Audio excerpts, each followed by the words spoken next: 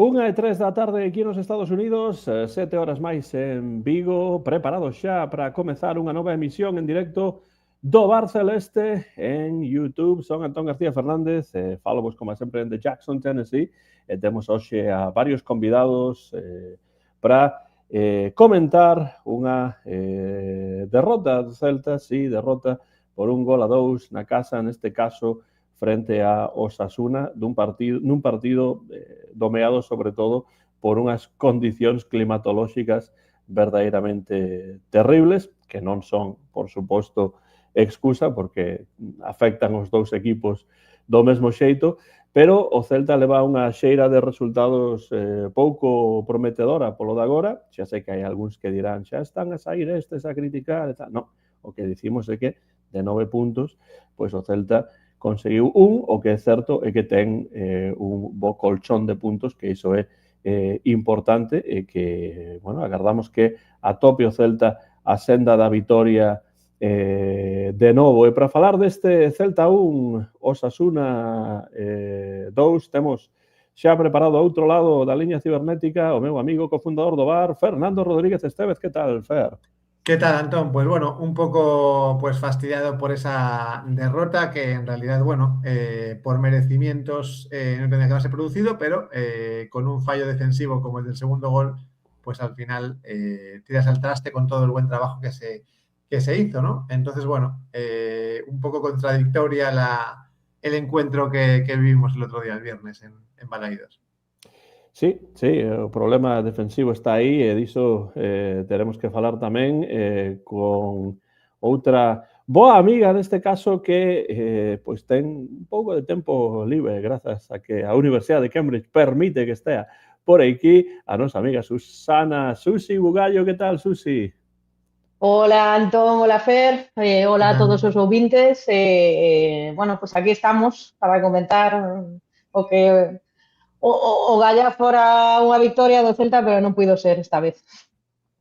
Pois sí, comentaremos o que ocorreu nese partido e pois algunhas cousas relativas á actualidade do Celta. Houbo, pois xa hai uns días tamén unha rolda de prensa de Marco Garcés, que se queredes tamén podemos comentar un pouco. E bueno, está a sorrir ao outro lado da liña cibernética tamén no sur de Suecia o noso bo amigo Cumbias, Joaquín Avellán. Que tal, Joaquín? Fer López. Que tal? Como estamos? Pues bueno, xa falaremos de fútbol, pero claro que sí, ante a vida sempre hai que sorrir, pase o que pase, pese a unha derrota que xa comentaremos. Para mí non, sen dúbida, no mellor partido en cuanto a xogo do Celta en moito tempo, pois... pensei que ibas a decir de toda a tempada, xa. Bueno, é que tampouco teño tanta memoria, non lembro moito partido mellor, pero bueno, ao final pois non podes cometer esos dos erros que cometes en defensa, 2 tiros a porta, 2 goles, e 1-2. Gañamos aí non Sadar sen merecelo, e bueno, devolvemos a bola e perdemos en Balaídos sen merecelo. Así que, bueno, ao final a tempada é moi longa e as cousas igualanse. Quedan ainda moitos partidos entre Liga e Europa. Agardamos que fiquen tamén moitos partidos en Europa e temos para falar da actualidade do Celta tamén ao outro lado da liña, profesor de Filoloxía Inglesa, profesor titular na Universidade de Vigo, o noso bo amigo Jorge Luis. Bueno, que tal, Jorge? Como vai todo? Que tal, como estades? Pois ben, por aquí non temos neve, pero temos choiva abonda, como xa se viu outro día que foi un partido realmente tanto por televisión como en directo, era espectacular, ¿no? Eses 10 minutos do penalti era unha cosa tremenda, ¿no? Agardar aí a ver se estaba entre que o árbitro estaba esperando a ver se paraba un pouco e logo tivo que ir a revisar aí unhas faltas, foron 10 minutos bastante intensos, ¿no? Pero bueno, como ben di Joaquín, pues foi a outra cara da moeda. Ali en Pamplona, pues gañamos en merecelo. En este partido, pues fixemos moitos méritos, pero bueno, son unha serie de partidos que polas casualidades, ¿no?, da clasificación eran importantes, porque coincidiu que xustos xogamos cos que temos por debaixo, o Osasuna e Real Sociedade, perdimos os dous, esta semana xogamos co que temos inmediatamente por enriba, o Español, bueno, estaría ben intentar pues, sacar algún puntiño para estar aí nesa pomada, ¿no? do tema europeo, porque eu si penso que, como tamén ben dicía Claudio outro día, pues, o tema da salvación é o que temos que loitar, evidentemente, está pues, non asegurada, pero vimos por ese bo camiño, e a partir de aí, pues, o que poda vir, ¿no? Pero é unha mágoa que non se poderán levar estes 3 puntos con, sobre todo, uns primeiros 25 minutos onde teríamos que ter ido xa 2-0, pero sí o sí, ¿no? E son esas cousiñas que nos falta ainda por afinar, pero como tamén decíamos sempre, se afináramos iso e marcáramos todo o que xeramos, pois pues andábamos aí a disputar a Liga co Barça e o Madrid, ¿no? Entón, bueno, sí. Pois, sí, o resultado final foi un 2, houve un verdadeiro diluvio que os xogadores e tamén, por suposto, que estivo no estadio tivo que aguantar, eu vino pola televisión e parece algo impresionante como caía esa chuvia. Díxome Antonio García Teijeiro que vai pasar tamén, non está ainda preparado, pero cando apareza, pois, por suposto, convidaremos a participar no programa. Grazas a todos e a todas por estar aí. Xa está Celtoia, Jaime Soto, Vigo Verdade, que nos di se estamos ben, que agarda que sí, e sí, estamos ben e moi contentos de poder reunirnos aquí para falar do noso Celtiña. Dicía Claudio Giraldez, para comezar a falar do partido, despois do encontro, durante a rolda de prensa, dicía que ele estaba contento co traballo do equipo, agás nos goles. Estades de acordo con el? Que pensades que hai que suliñar deste partido que o Celta perdeu na casa e baixo a chuvia? O que queira que comece, e despois aí iniciamos a tertulia. Bueno, comezaré eu. A ver, todos ao mesmo tempo. Eu estou contento. Paso a bola, a seguinte.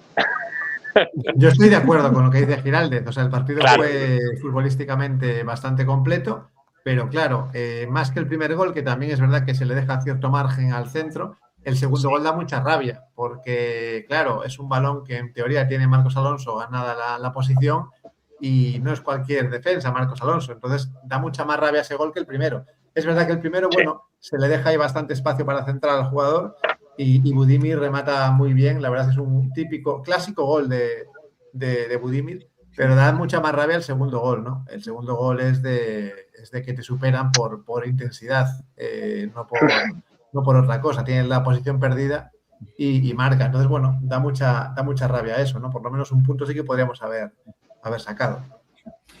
Sí, intensidade creo que é a palabra, non? E últimamente parece que falta un pouco iso, non a nivel xeral, non? No global do partido, senón hai momentos puntuais onde pasamos por un pequeno baixón ou por algo que non temos tanta forza como no resto do partido. Quizás tamén porque, levamos unha serie de partidos onde Marcos Alonso e Starcel están articulando unha defensa de moito esforzo, non? E tamén, aí vemos que o recambio non é moi abundante e que, temos certos problemas se non están ben, non? Nesa posición. E pasou un pouco iso, non? Aí polo que sexa, ¿no? Evidentemente calquera pode cometer un erro, pero realmente non somente foi ese balón. Marcos Alonso tivo bastantes despexes moi malos, bastantes centros bastante terribles, entón tivo unha tarde un pouco mala, non? Foi unha mágoa porque realmente tivemos ocasións, como antes dixen, sobre todo eso, na primeira parte o comezo con un Fer López excepcional, chegando con moita velocidade, con moito acerto, xerando cousas, pero non estaba, digamos, moi acompañado, non, nese ataque. Foi unha mágoa, porque hubo dúas ocasións que realmente eran goles bastante claros, ou ocasións non de rematar desto que rematas mal coa punteira ou con un lado e non entra, senón remates claros que se deben meter, sobre todo, tan ao comezo do partido, non? Eu entendo verlos polo cansazo a final, pero ao principio é un pouco complexo. Claro, pasa pois case sempre. Se non acertas nesa maneira, pois o rival tamén ten as súas, e realmente eu penso que foron esas dúas, as dúas dos goles e pouco máis, non? Dominamos o resto do partido bastante ben, bueno, estivo comparando co partido da Real Sociedade, que foi outro partido onde se xugou en características semellantes, penso que neste caso o noso campo aguantou bastante mellor do que aguantou Moito mellor. Moito mellor. Non había as balsas de auga, realmente o drenaxe está a funcionar ben, e non foi demasiado complexo a pesar da choiva, ¿no? Pero bueno, eso penso que non afectou, non foi determinante para o xogo dos dous equipos. No, eu penso que certamente pois a drenaxe do campo do Celta, do césped do Celta, históricamente non sei, pero dende que eu lembro, ten sido moi boa. Probablemente, pois, anteriormente, nos anos 50, 60, 70, pois non estou seguro, non? Pero o que eu lembro sempre é que coa chuvia que adoita caer en Vigo, a drenaxe adoita ser boa, porque realmente houve intres nos que eu pola televisión vía a chuvia e prácticamente houve como unha especie de imaxe, bueno, un close-up, non? De Borja Iglesias, e caía tanta chuvia que prácticamente non se podía ver a faciana do futbolista, non? Foi moi gracioso porque xusto deixou de chover no descanso. O único momento que non choveu foron os 15 minutos de descanso. O resto, actualmente, comezou a segunda parte e volveu outra vez tal cual. Forza. Bueno, eu estou bastante de acordo co que di aquí Concha. O problema do Celta está na precipitación a hora dos pases. Eso quere dicir que é unha falta de concentración importante. Penso que neste partido houve bastante diso, non? O Celta, pois, tivo bastante precipitación, momentos nos que os últimos pases non chegaban, erros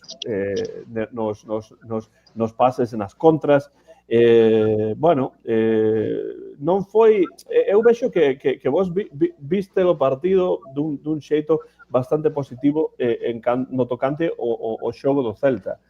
E a mí non é que me disgustase o Celta, pero sí que vexo moitas imprecisións, xogadores bastante cansos, non? Bueno, pois evidentemente as condicións climatolóxicas non axudaron, pero eu non estou realmente tan contento co xogo do Celta como o estades vos. Lectura do partido, que non o teña feito aínda. Pois sí que, como di Concha, sí que é certo que houve moitísimas imprecisións, quizás especificacións nos pases, pero eu estou bastante de acordo co que comentan Joaquín e Jorge. Eu, sobre todo, o inicio da primeira metade, a min gustoume moito como se plantou o Celta, e creo que futbolísticamente falando fomos moi superiores ao Osasuna, moitísimo máis, que o Osasuna, salvo esas dúas chegadas, non aportou moito máis. O que pasa é que, claro, a falta de acerto de cara a portería, combinado con eses dous erros puntuais, ao final determina un partido que sí, que é unha mágoa, porque sí que eran 3 puntos que eu vía moi posible que quedaran embalaídos, pero tamén coincido con Jorge, non tivera unha noite nin Starfel, nin sobre todo Marcos Alonso, pero eu, por exemplo, no segundo gol, que tamén é certo, como di Fer, que dá ainda máis rabia, porque, sí, o primeiro é un erro defensivo, pero, bueno, Budimir sabemos que vai moi ben por arriba de cabeza e que o xogo aéreo non é que sea o noso forte, pero no segundo, aparte, a min a entrada de Mingueza, Mingueza xa todos o coñecemos en defensa, que tampouco é o seu forte, pero tamén ese segundo gol viu non era o primeiro erro en defensa. Mingueza é deses xogadores que se llamagas o tiro, como que fai así, xa das costas, é moi sinxelo desde o meu punto de vista para o atacante superar esa barrera defensiva. E no segundo gol non estuvo nada atinado tampouco, e ao final, que iso, en outros partidos chegamos unha, dúas veces, metemos o que chegamos, merecendo máis ou menos, gañamos o partido, non foi o caso. En el primer gol yo creo que el fallo está más en dejar centrar que en el remate de Budimir. Sí. O sea, el remate de Budimir es muy bueno, pero un pequeno sí. error, simplemente. en el espacio que se le deja, al que, en el espacio que se le deja, hay mucho espacio ahí para centrar. Ahí está el fallo. Sí. É unha sensación que parece que non daba chegado, pero realmente cando chega ten pois, moito campo. De feito, podía incluso ata ter sido máis cerca da portería, ¿no?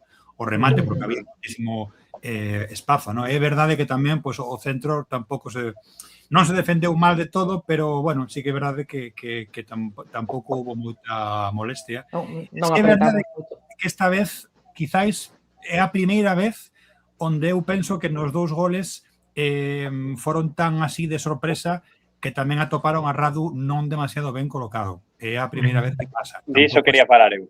Sí, tampouco estuvo demasiado fino. Sí, ia sacar ese tema, non? Neste partido en particular. Foi o primeiro partido onde sen que se iba de precedente tivo actuacións moi semellantes ás de Guaita, ¿no? Na recepción de balóns así cercanos e un pouco fora de sitio, ¿no? Que é raro. Tamén penso que se contaxou un pouco dese tema defensivo, ¿no? Pero sí. Hombre, yo creo que el remate de Budimir va muy ajustado, ¿eh? Yo no sé si hay echarle algo. É forte, remata forte. É máis no segundo que no primeiro, pero... Sí, eu diría máis no segundo que no primeiro, sí. Sí, pero bueno. Bueno, eu quería decir tamén que para min o Celta xogou, non creo que o Celta poda xogar mellor que isto, a verdade. Pouco cos xogadores que temos e tal, porque eu non vexo ningún... A ver, que non podemos pedir coa calidade dos xogadores, para mí falta concentración e falta calidade tamén. O sea, a definición que fai Hugo Álvarez, pois, é dun xogador, bueno, pois, como Hugo, pois, con altibaixos e irregular. Que a min é un xogador que, bueno, xa digo, non... xa falaches a semana pasada da saída de Brian e tal. Bueno, para min ese perfil era moi importante, ter un encarador en banda, porque Hugo, sendo un xogador de calidade, con balón ao pé, que tenga algúns destellos e tal, a mí un xogador que non me convence para ser titular no Celta, verdade? Tampouco quero ensañarme co Hugo, pero quero dicir que o Celta xogou moi ben dentro das súas posibilidades. Para mí é difícil imaginarme un Celta xogando mellor, porque xogou, sobre todo a primeira parte, ata un 2 estaba xogando bastante ben. Logo sí, a precipitación e tal. Non pensas, Joaquín, e todos os demais, que este foi un partido no que unha vez máis o Celta xoga máis ou menos unha metade e non a outra? No. Creo que na segunda parte tivo tramos vos tamén. Creo que na segunda parte. Creo que xogou un partido para mínimo rascar un empate que, bueno, ao final por detalles, como xa dixen no principio, pues tocou gañar outros partidos que non o merecimos, este tocou perder, xa está. Creo que estamos chegando a un pequeno unha pequena zona baixa de resultados. Quero enfocar que tamén hai tres xogadores que deron moitos puntos na primeira metade. Son Borja Iglesias, Irais Moriba e Radu, que non están no seu mellor momento, ningún dos tres. Borja Iglesias moi fallón, Irais nunha nova posición, un novo rol que a mí non me convence, que como unha especie de segundo punta ou máis mediocampista, que máis mediocampista ofensivo, poderíamos decir que mediocampista de todo terreno, como era ela noutros partidos. É un Radu que non podo decir que xera dudas, pero non está salvando puntos. Cando fallan esas tres pilares, que eran os tres mellores da primeira volta, pese ao que o equipo, creo que en xeral, está mellor, que está xogando a nivel estético, futbolístico, tal, está xogando ben, ou un poquinho mellor, que era o que pedíamos. Bueno, pues o Celta está rascando moitos puntos, pero está xogando mediocre. Pois agora creo que o péndulo está volvendo para o camino de xogar máis bonito, ou ter máis ocasións, un xogo máis rápido, un movimento de balón bastante fluido que tivemos nos últimos partidos, pero os bons resultados da primeira volta, ou, bueno, na segunda parte da primeira volta, sobre todo, non están chegando. Veremos, o allá, pois, cambie e que consigamos, pois, ter 2-3 semanas ou 2-3 meses de resultados de xogo. Pero xa digo, esas tres figuras que para min foron as máis destacadas da primeira volta, Ilaix, Borja e Radu, están atravesando un momento, digamos que non brillante. Sí. Sí, moi de acordo. Eu estou Sí, de acordo con iso, e entón ocórreseme a pregunta pros 4 se pensades especialmente despois desas saídas das que falaba antes Joaquín, por exemplo, pois Brian Zaragoza que xa non está, Beltrán que xa non está, etcétera.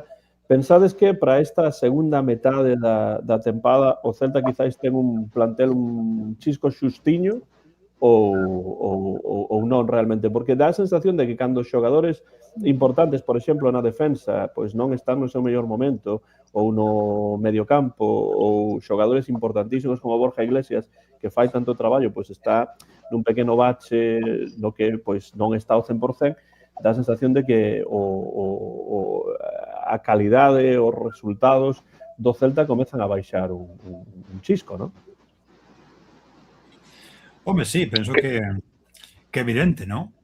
Sobre todo porque sempre falamos do fondo de armario. Quero dicir, o fondo de armario é o que é, e tampouco, bueno, outro día falábamos, non? De se estamos máis reforzados, igual, ou como eu facía a broma esta dos oftalmólogos, non? Mejor, igual, peor. Bueno, pois quizás este pouco igual, non? Dependiendo das posicións, é verdade que, bueno, hai cousas que nos reforzaron, evidentemente, o que facía falta, pero tamén temos que ter en conta o que estabades a decir agora mesmo, que as semanas van pasando, é verdade que os puntais, non? Desa segunda parte da primeira volta, por así decir, están pois xa a notar o cansancio e tamén pois o momento de forma no que estamos, non? E tampouco hai moito reforzo nesas zonas porque pois se escolleu reforzar pois outras, non? Bueno, reforzar, se escolleu pois ter o que se ten, non? Porque tampouco penso que houvese unha demasiada boa planificación, non, neste mercado de inverno, non?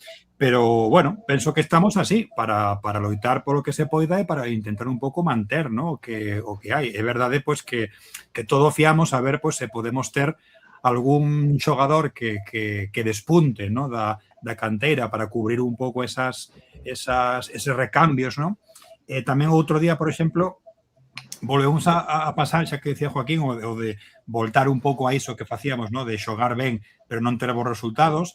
Tamén outro día os cambios chegaron un pouquiño máis tarde do acostumado. Sí, sí. Tamén un pouco esa dinámica era unha dinámica que xusto coincidía con esas cousas, non? Con xogo bonito, mal resultado, cambios tardíos, non? Cando o que se fixo foi pois un xogo non tan vistoso, como decía Fer sempre, non? Con un xogo de máis de bloque e cambios que chegaban moito máis cedo, non? Para reforzar eses momentos, non?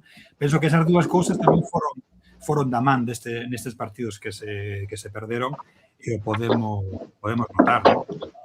De un adiante.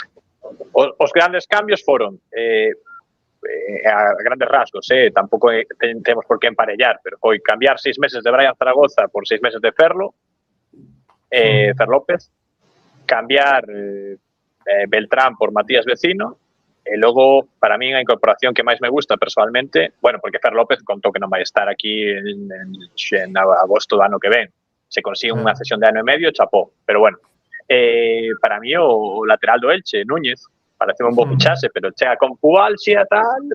Sí. Bueno, que non sei, pero bueno... Outro día eu pensaba que ia ter minutos de Matías Vecino, pero tampouco sei por que non os tivo, para ver un pouco como se desenvolvía nese mediocampo, pero bueno.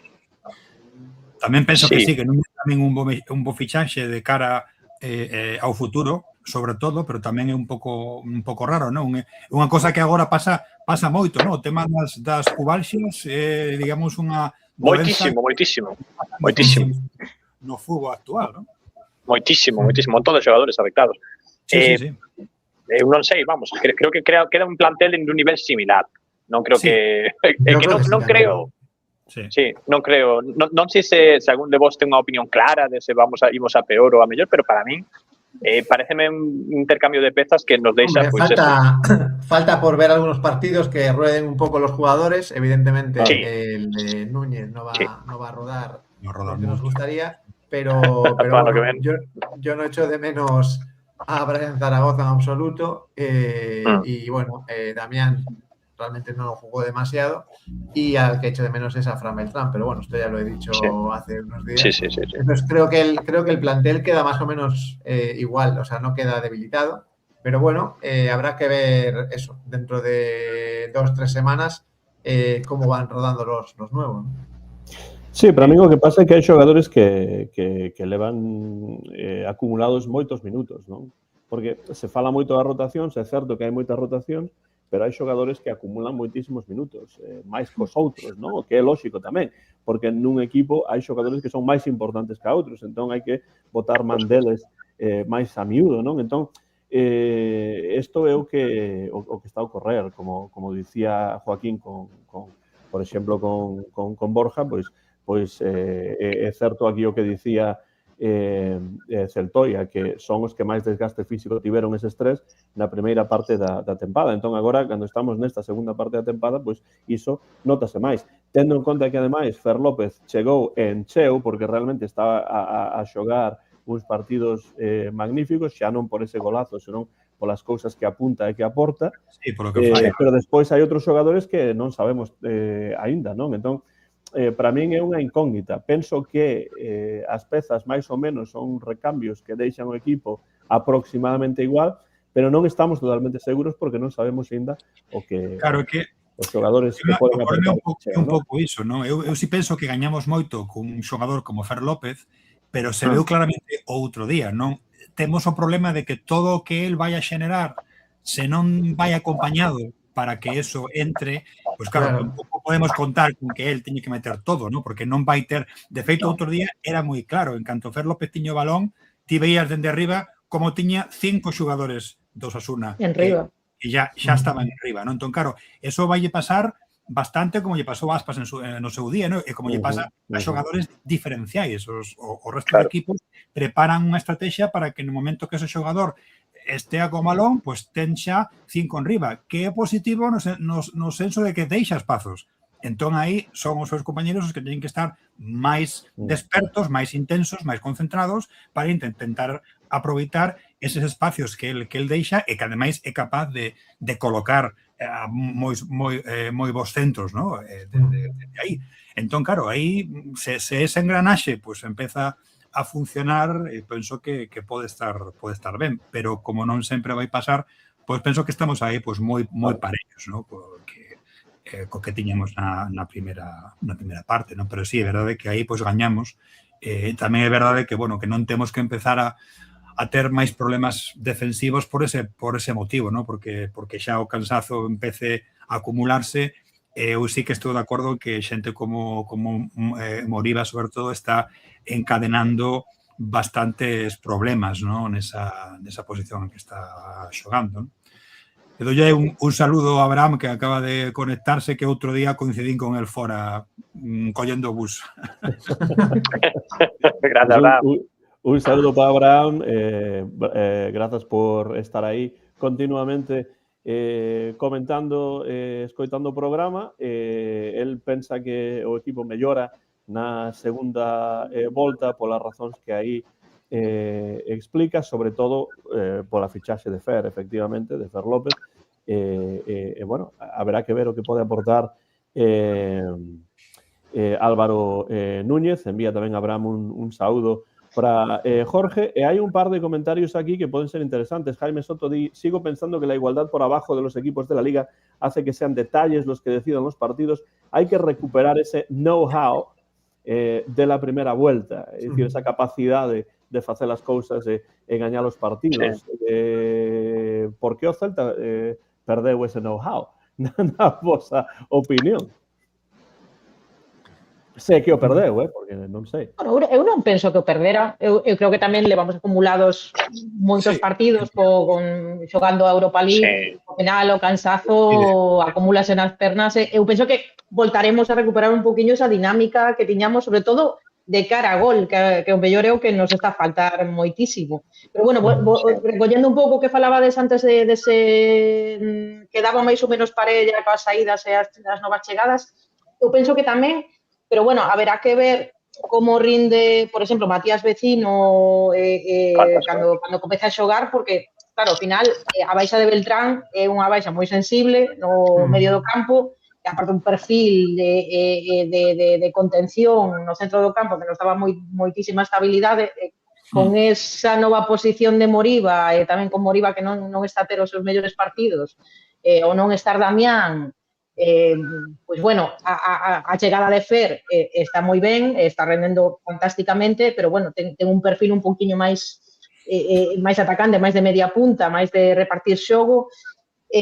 Bueno, igual preocúpame un pouquiño máis que nos estea a faltar un medio centro un pouquiño máis defensivo que este a tono. Entón, bueno, habrá que ver como... Vecino, ¿no? Sí, por iso, a ver como funciona, a ver como respira, tamén un tipo con experiencia, o que lle falta, moita xente dicía, pero ten 34 anos, tiñamos que haber fichado a alguén un máis novo, bueno, tamén, ao final é un perfil tamén estilo Marcos Alonso, que o que non ten de frescura aporta en experiencia. Iso é o que estou eu, polo menos. A ver se é o caso. A ver, se por min fuera un fichado a McAllister, pero que non. Que bueno. Pero que decir, Matías Vecino, sí, por supuesto que un xogador xa veterano, pero creo que aporta. A ver, é que non vou enganar, quero decir, non vou falar de Matías Vecino porque levo 6 anos en ver un partido de Matías Vecino. Ou quizáis na Copa América sen fixarme moito, pero que é un xogador de moitos kilos, moi físico para partidos, estou pensando xa en Europa, en clave Europa ou en clave partidos contra equipos como Osasuna, Real e tal, que vai poñer un pouco de presencia no medio campo. O mínimo de que sexa o Matías Vecino 60% do nivel que estaba xogando no Inter, fai 5 anos. Exacto. Pero claro, que non temos ningún... Vamos, que a lo mejor Vecino ven aquí o Celta e non sai un exxogador, non? É que non sei. Pero bueno, por nome non me parece mal fichase.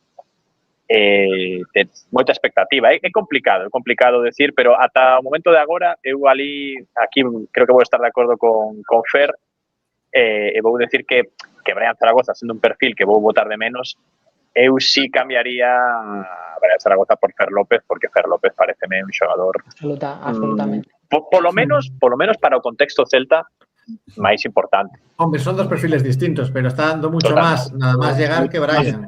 Brian tardó muchísimo en dar algo, tardó muchísimo. Sin dúbida. Entonces, pues no compensa lo que estaba generando. E xente para xogar na banda temos un perfil máis estilo Fer, salvando Aspas. Igual non tiñamos a ninguén, por iso penso que tamén é máis interesante para nós. De feito, outro día tamén se notou bastante cando Aspas entrou, que entrou xa bastante cerca do final. Claro, foron 10 minutos, pero de novo volveron a ser 10 minutos de xenerar constantemente cousas, non? É que un pouco son dos xogadores salvando a idade, claro, pero con ese mismo tipo de ter na cabeza o global do campo, ¿no? Esa, pues, é unha boa combinación e eso, pues o gañamos, ¿no? Porque Brian non tiña eso, ¿no? Encaraba, facía cousas, pero realmente non ten esa capacidade, esa plasticidade que ten Fer de arrastrar, de atopar espazos, de colocar ben centros e de sacar, pues, de la nada, ¿no? Como outro día eses tiros, ¿no? Que de cando en vez, pues, tamén vais a ir, ¿no? Estaba falando Antonio estaba dicindo que está vendo o debut de Brian Zaragoza co Roma, que venga agora ao programa.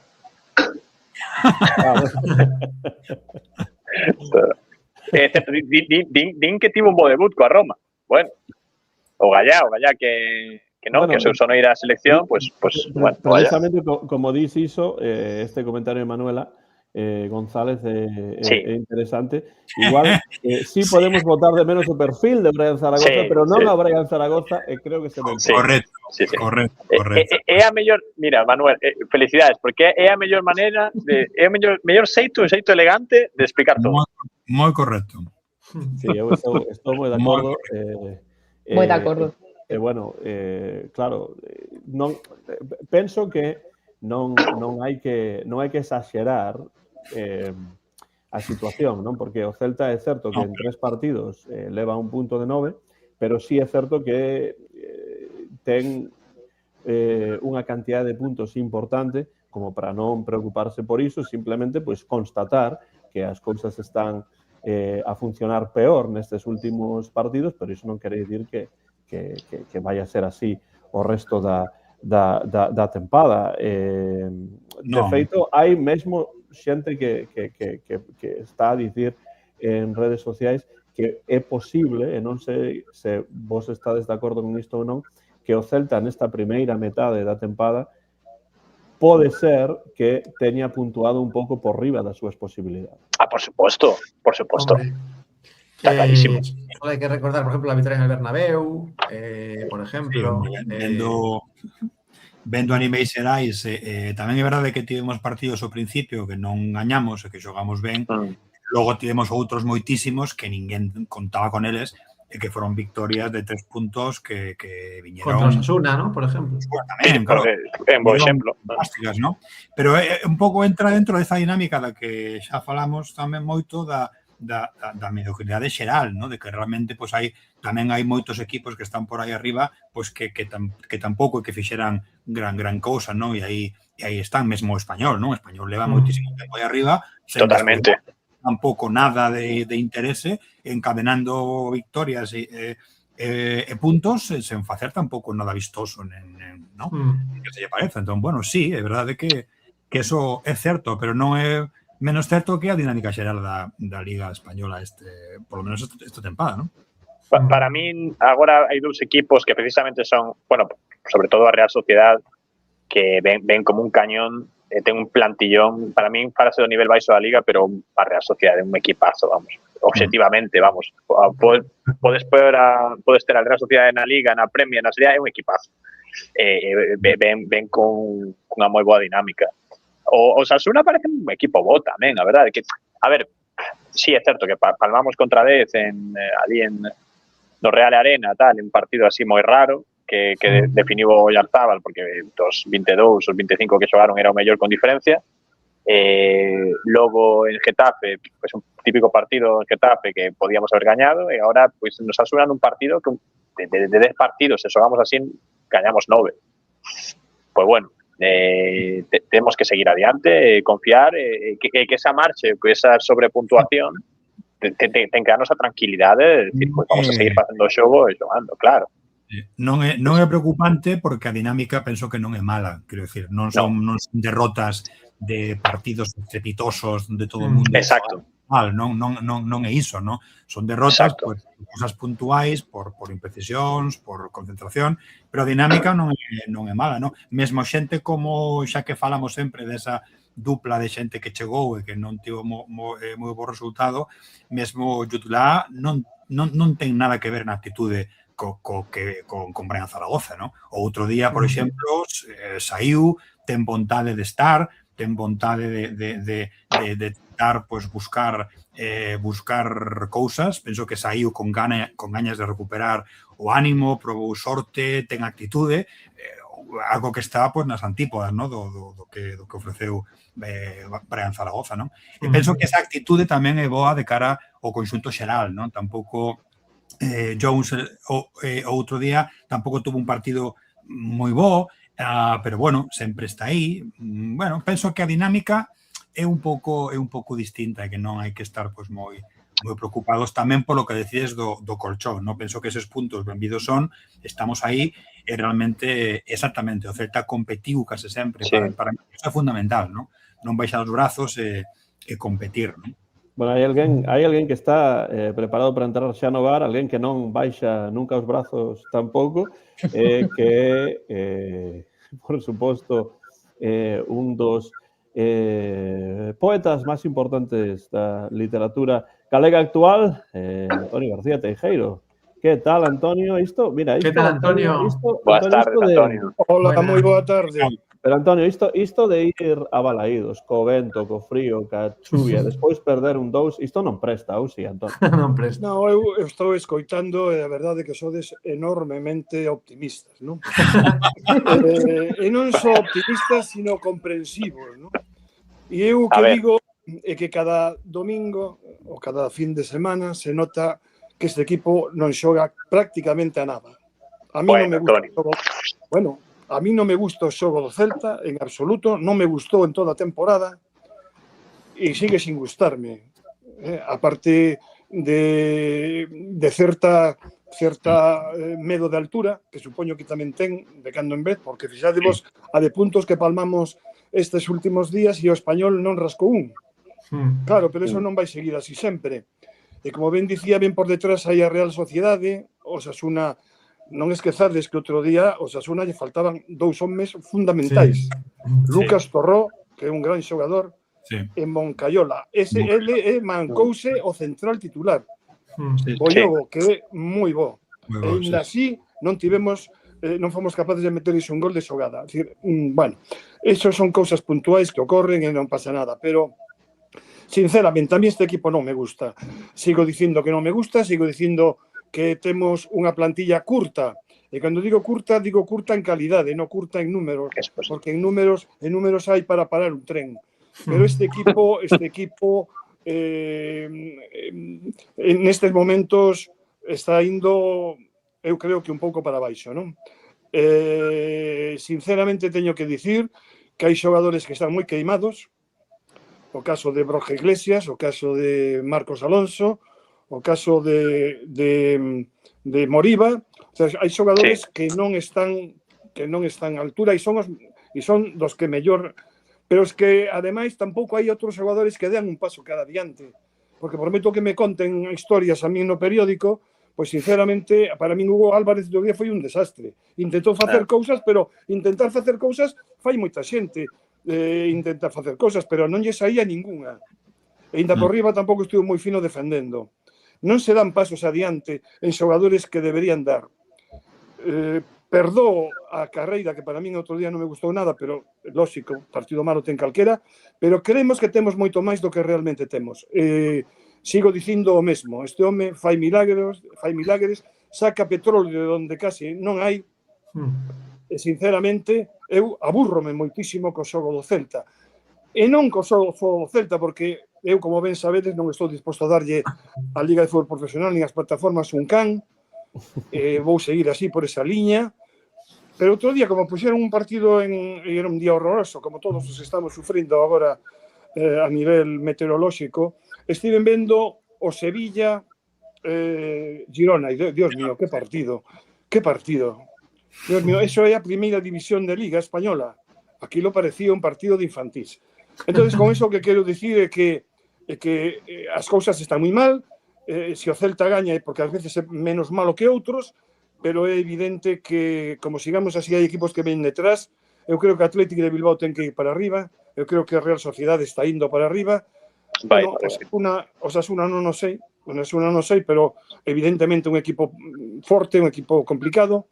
E eu estou bastante decepcionado. Pero Antonio, por que perdeu o Celta o partido fronte ao Osasuna? Porque realmente o xogo do Osasuna tampouco foi magnífico, non? Por dúas cousas. O Celta xogou ben 20 minutos, dende o meu punto de vista. Os 20 primeiros minutos la tocaba tal e cual, depois acabou. Que lle pasa? Que pasa? Por que perdeu? Me estás preguntando por que perdeu. Por que? Primeiro, por falta de calidade de determinados xogadores. Correcto. E segundo, porque cando se falla por falta de calidade adiante e se falla por falta de calidade detrás, pois o normal é que perdas o partido. É dicir, fallas ocasións e regalas 2 goles, partido perdido. Entón, esa é a realidade. E eu salín moi fastidiado outro día de Balaído, sinceramente, entre a chuvia, todo o que caeu ali, horrible, non? E ver ese partido, ver os xogadores do Celta sin ideas, porque non tiñan ideas, sacando, repito, os 20 primeiros minutos. Eu, sinceramente, non me gusta o fútbol deste equipo. Os resultados, estamos por a razón de todo isto é que nos estamos facendo resultadistas. Como sacamos os partidos cara adiante, pues bueno, pues menos mal e buscamos tal. Pero, sinceramente, lo que es por fútbol, por propoñer, eu creo que o Celta hai tempo que deixou de propoñer cousas. Bueno, eu non penso que teñamos moitos equipos na Liga Española que propoñan un xogo de máis calidade que o Celta. Hai equipazos. Pero precisamente iso que quero dicir eu. o nivel da Liga Española o que está baixo, non do Celta en concreto. Pero claro, o nivel da Liga é, desde o meu punto de vista, baixo, moi baixo. Hai que agradecerlle a Tebas, ademais, a súa xestión. Aí teño que darte a razón, Antonio, porque o domingo estiven vendo o Liverpool-Manchester City. Eu tamén. Eu disfruteino moitísimo. Supoño que iso é outra historia. Pero, outro mundo. Xa o decía Santi Cazorla outro día, ¿no? Que a comparación, calquera comparación da Liga Española coa Premier ou co outras ligas é que non é donde comparar, ¿no? Xa non somente en xestión, estado de Susi, pero contestándote a ti, Susi, digo que eu digo iso. E digo que o Celta non propón nada, os outros tampouco. Entón, o que saque o resultado adiante é o que puntúa. A min é que non me gusta o fútbol que se está facendo en España. Pero é que non hai ningún equipo, Porque o Villarreal, o Villarreal moito conto, e despois fai o ridículo miserable na Champions, además con equipos que tampouco era como para iso. E logo ves o Barcelona, que parece que o que xoga un pouco mellor, pero tamén aburre bastante durante un tempo. Logo chegan as figuras e resolven o partido. Son os mellores, son os que quizás fan un fútbol mellor, pero pouco máis. Eu do que vin, ahora porque se poñen en aberto a Copa, gústame ver así, tal e cual, un pouco, se aguanto todo o partido, a veces non aguanto máis que un tempo, pero teño que dicir, sinceramente, que as cousas, eu estou moi defraudado e sigo poñéndolle unha serie de candeas a Claudio Giraldo, porque é o que está mantendo este equipo. Porque, e repito, e con isto xa non falo máis, digo que hai moi pouca ambición deportiva neste club. Moi pouca ambición deportiva. Bueno, tens que falar, Antonio, porque Manuel Figueiras envíache un saúdo. Di que xa hai tempo que non coincide contigo a saída dos partidos. Sí. E con Fer tampouco coincido na entrada. Escapa rápido, Fer. E sempre o miro a ver se o podo ver para darlle unha oferta, pero nunca o vexo. No, na entrada. Yo entro por la otra puerta, por el otro extremo, pero bueno, aún así nos podíamos ver. Home, claro. Bueno, é o que te perdes, ti. Que va Bueno, hubo un momento no partido que a mí me parece moi interesante, que foi ese penalti a favor do Celta. Que hubo aí un pouco de dúbida de se ian pitar o penalti ou non ian pitar o penalti. Finalmente o árbitro decidiu asubir o penalti e manter a súa decisión despois do... Sí, pero aí hai algo raro, Pero pasa algo raro. Eu ia precisamente a iso. Hai moito raro porque eu escoitei os audios, que supoño que vos tamén, non? E outro día, o sea, nos audios queda tan claro que a historia, a ver, que era un pouco absurdo ter chamado a un árbitro por ese tipo de posible. Non ten sentido. Non ten ningún tipo de sentido. Por la falta, dis. Por la falta previa, que era unha cousa absurda. Que falta. O árbitro, ademais, insistía e decía unha cousa moi clara, que é física pura. Se pode levantar o pé nesa posición é que o pé non está collido. Entón non me falta ninguna. E o árbitro do VAR insistía, pero tens que miralo, porque é que pode ser que tal... Pero ese é o problema, Jorge. Se levanta o pé, non hai falta ninguna. Estivemos 5 minutos. Diso quería eu falar precisamente. É absurdo. É que eu non atopo absurdo que o VAR chame ao árbitro para ver unha cousa, pero que lle faga dirección, que lle dea direccións. Iso é o que non pode ser. Iso que non pode ser. Eu escoitei os audios e non podía creer, daba a sensación... Como Dura Montero, porque... Claro. Tivo personalidade. Que outro árbitro, o máis probable é que lle faga caso ao VAR. Todos os demais, case. Sí. E non é o árbitro tampouco que teña moita, pero realmente neste caso o tipo tiño personalidade, sí. Pero además, non esperaba gran cousa deste tipo. Mira. Antes de ir al VAR, el árbitro se queda escuchando lo que le dicen del VAR, confirma el penalti, se pone en la posición para que tire el penalti, y ahí es cuando el VAR vuelve a intervenir, que eso es lo que yo no veo normal. Es decir, el árbitro ha escuchado al VAR y ha decidido penalti. Se pone en su posición, Borja en la suya, y de repente otra vez habla el VAR. Eso es lo que no entiendo. Eso é o que non é normal. Iso non ten Claro, eu pensaba, non sei vos, pero eu pensaba que o árbitro paraba, quería agardar un pouco a que parase, porque empezou a chover sen descanso, non sei se granizaba, non sei que estaba pasando, e dixen, bueno, igual para o partido un pouco por este tema, non? Pero mira, cuando tiró el penalti, paró de llover. Sí. Claro, pero precisamente o que eu digo é que o que non ten sentido non é chamar ou non chamar o árbitro, que o árbitro teña a oportunidade de ver a xogada está ben, pero que haxa direccións por parte do árbitro do VAR non ten sentido, porque xa comeza a ser algo que influe no árbitro. Que o chame diga, ve o que hai aí e decide, sí, pero que dá a sensación de que o árbitro do VAR quería que o árbitro principal, Munera Montero, pensase que era falta. O que pasa é que o árbitro... que agora temos acceso a eses audios, non? Pero ainda así, o comité de árbitros escoita esa conversa, a min, se estivera a cargo, pareceríame que hai algún tipo de intención oculta por parte do VAR de que non se pite ese penalti. Entón, non hai ningún tipo de consecuencia despois a maiores, porque era moi absurdo. O VAR ten que ser un apoio. É un apoio. Ten que ser un apoio, non máis. O problema non é a tecnoloxía, senón como se está... Por suposto, por suposto. É como o tema do cartón vermello a Brais Méndez outro día. É absurdo. Delante, podes ver o cantón. Que barbaridade. Iso chega a un comité de competición e ratifica a sanción. Que non se pode... Dous partidos, Pero precisamente por eso quería comentar isto, porque eu cando vin a xogada tiña dúbidas na televisión de se era falta ou non era falta. Entón, bueno, pareceume ben que o árbitro tivese a oportunidade de velo na imaxe. E despois o árbitro toma a decisión que para min é a correcta. Despois de ver a imaxe, dase conta, ademais estaba moi ben colocado, hai que dicilo tamén, porque se ve na imaxe que ele estaba perfectamente colocado, e mesmo agachouse así un pouco para ver un pouco mellor a xogada, que non era fácil.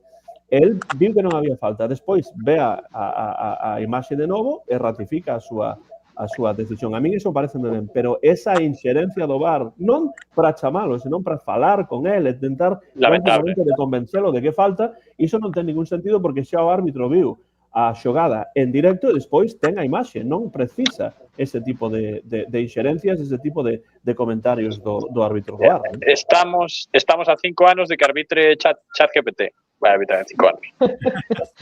Seguro que fai mellor, seguro que fai mellor. No, pero a cousa é que o VAR ten que decir, pues mira, posible contacto previo ao gol, tal, o árbitro ten que decir, sao bin, non é falta, punto. O VAR non ten que insistir, no, que pode haber falta, tal. No. Pode decir, queres ver o posible contacto, sí ou non? Non, o vin en directo, non é falta para min. Xa está. Punto. Aforramos 5 minutos a pobre xente aí debaixo da chuvia.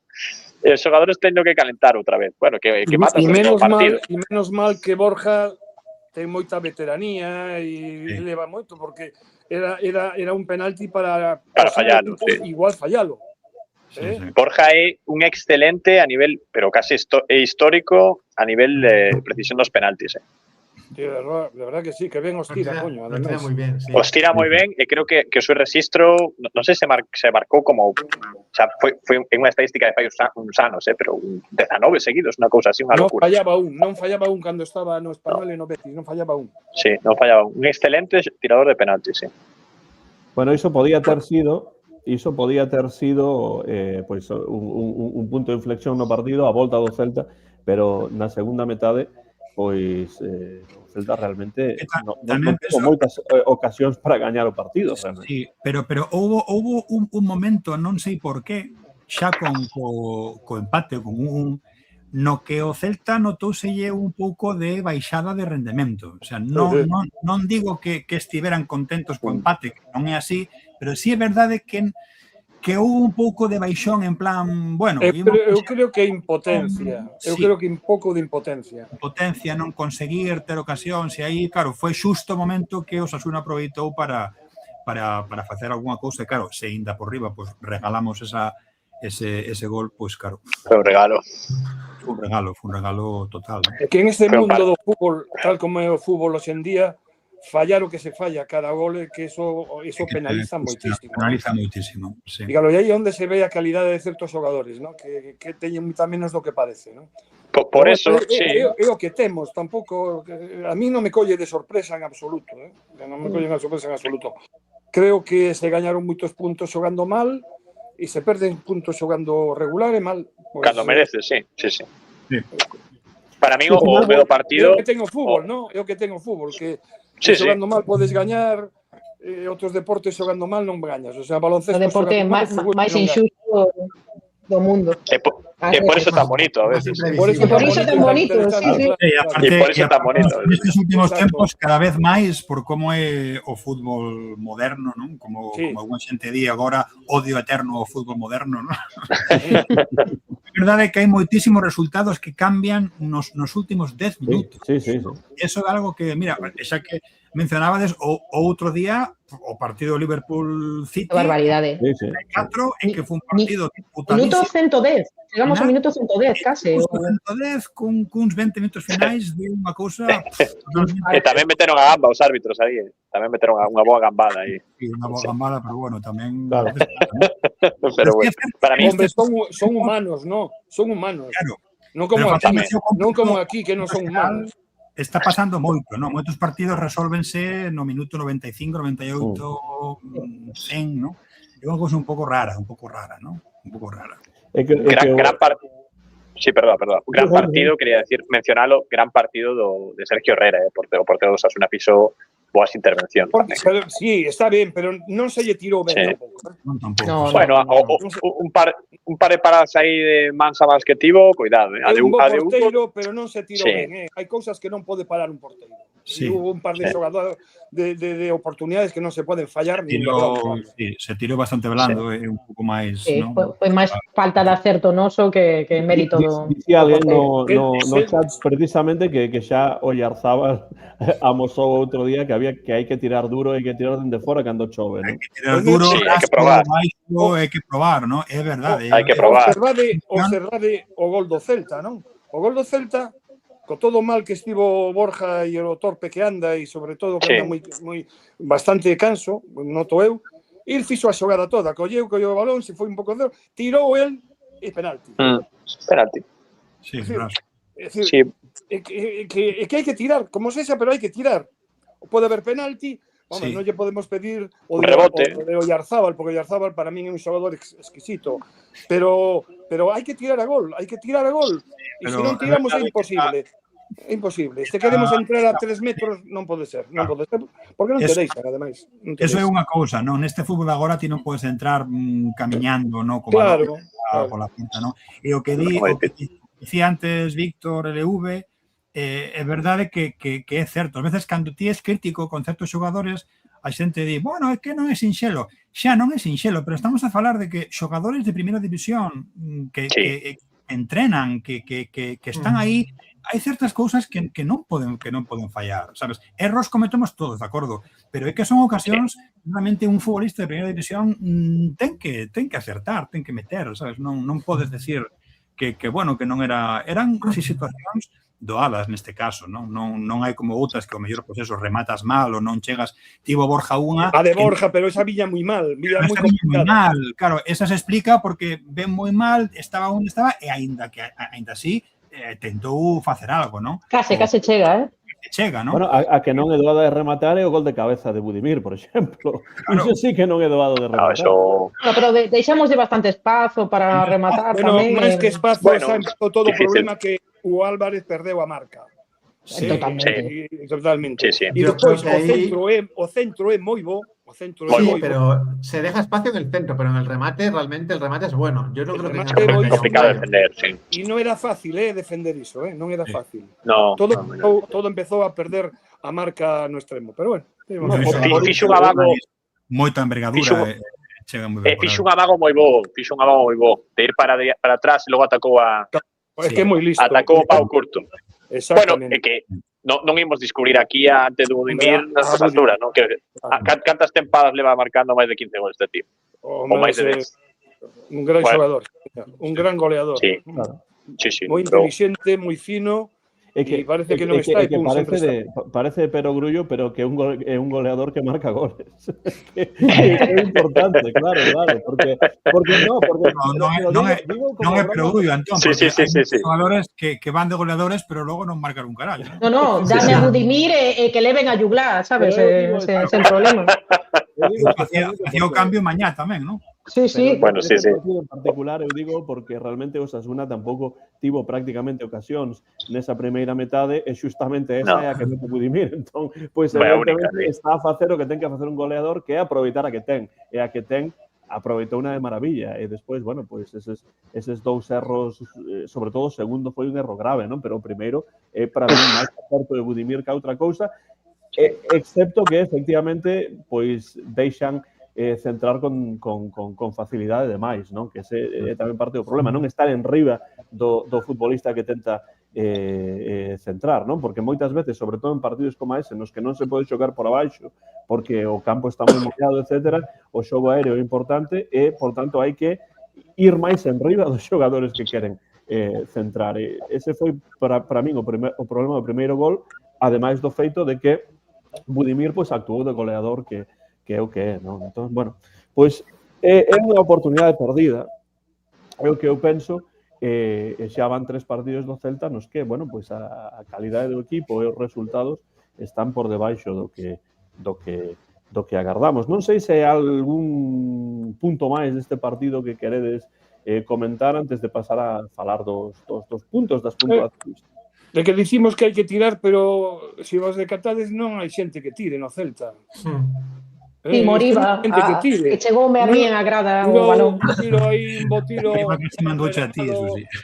Moriba, pero bueno, arriba, hai que tirar abaixo. Javi Rodríguez tuvo una ahí al principio de todo. Claro, pero a la falta de calidad. O Osasuna dirá que tire Javi Rodríguez todas. Claro. Pero bueno. Xa que imos falar de Celta non ten tiradores tampouco, non ten tiradores. Un que tiraba un pouco era Fran Beltrán, pero Fran Beltrán xa non está. Entón, bueno, eu non sei quen pode tirar, a verdade, non sei quen pode tirar, porque aí non tira ninguén. Tira Borja Iglesias cando tira, non? Mingueza, ás veces. Mingueza, ás veces, tiña, sí. Mingueza non estaba no campo hasta ese momento. Non estaba no campo. Chegou tarde. Xa que falamos de xogadores, di aquí Celtoia pregunta que vos parece o crecemento de Miguel Román en cada partido? A mí, do mellor na tempada. Eu creo que do mellor. Por lo menos está tendo unha certa continuidade nese crecemento, non? De esta xente está a facer partidos moi bons un detrás de outro e sempre é do pouco que destacamos cando non se xoga moi ben, non? Sí, pero precisa alguén ao lado que realmente rendabilice un pouco o seu traballo. Que non se lle pode pedir todo a Miguel Román. Non, por suposto. Correcto. Estou totalmente de acordo con vos que é o mellor que hai neste momento. A mí gustoume a incorporación de Vecino por iso, por ter un bo acompañante para un xogador con experiencia que poda darle. Por eso vos decía eu que eu pensaba que o mellor tiña que ter saído para ter algún minuto xa, non? Porque penso que é un acompañante bo para o que Román pode xerar, non? Pode facer, non? Sí. Porque ademais eu noto, eu non sei se é unha visión miña ou vos tamén a vedes, que Ilais Moriba está xogando en unha posición un pouco rara. Un pouco rara, porque está como moi adiantado e se desgasta moi pegado adiante. Sí. Se desgasta inútilmente. O sea, exactamente. Se desgasta inútilmente. E creo non toca balón. Non toca balón e corre como un pollo sin cabeza. É difícil que toque balón nesas circunstancias. Está moi pegado a defensa. Sí, está case de segunda punta ali, non é determinante nesa posición. Tamén outro e non é un xogador rápido para xogar nesa posición. Pero hizo moi buenos robos de balón. Pasoulle a Labelawi o contrario, xogou nunha posición que non era a súa e tamén notouse moitísimo, non? Entón, hai certos xogadores que teñen que estar onde teñen que estar, porque é onde van dar os mellores resultados, non? E non sei por que ás veces estas xa non é un tema de rotacións, non? Porque eso non ten que ver con rotar, ten que ver con que o dibuixo en un momento determinado cambia por algún motivo e tampouco sabemos moi ben por qué. Y aún así hizo muy buenos robos de balón, Moriba, ¿eh? Hay 2 o 3 robos de balón. Sí, pero a claro, entrega non é negociable, pero... E logo foi Carabaixo, sabes? Pero en cambio, quen crea entón aí? Porque Miguel Román fai o traballo sucio e limpo tamén. E chega un momento en que non dá para tanto. Entón, se Vecino libera un pouco a Román, pois a mellor estamos falando de algo interesante, pero creo que Moriba non é porque Moriba este mellor ou peor, que eu noto un pouco canso, pero quizá porque está desubicado no campo. Non? Posicionalmente, sí. Que posicionalmente está desubicado, desde o meu punto de vista. Un pouco pola desubicación, e tamén un pouco porque leva xogando moitos partidos, é un dos xogadores que máis xoga. No, pero comentamos varias veces, ¿no? Como hai momentos onde queda parado no campo, sen saber onde está, que hace, non? Quen ten ao lado. Entón, é verdade que está un pouquiño desubicado. E tamén estou de acordo con esa idea de que Vecino pode liberar un pouquiño a Román e aí sí que poden sair cousas interesantes en combinación coa xente de arriba, non? Aí pode ser algo interesante. Unha boa dupla pode ser esa. Sí. Eu estou desexando velo xogar, sinceramente, porque creo que pode aportar ou achegar jerarquía, ¿no? Creo que se di moitas veces, ¿no? É falta no equipo. Porque é un centro do campo o Celta moi novo, se vos tratades moi novo, non temos ningún xogador veterano aí, e claro, eso tamén se nota, ¿no?